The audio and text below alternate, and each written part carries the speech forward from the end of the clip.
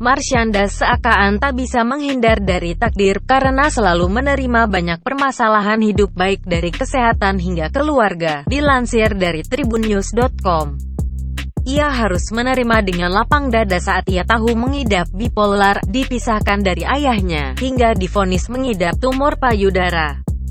Marshanda tak tahu bagaimana ia bisa mengungkapkan kekuatan seperti apa dalam menghadapi sebuah takdir. Dirinya menerima bertubi-tubi masalah yang datang.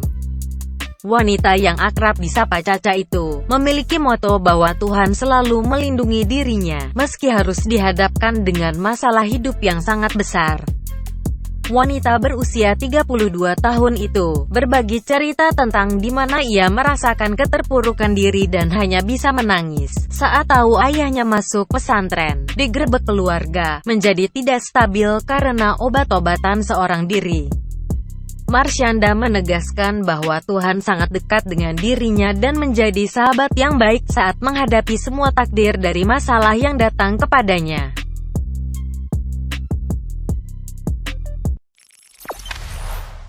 Jangan lupa subscribe, share, komen, dan like ya!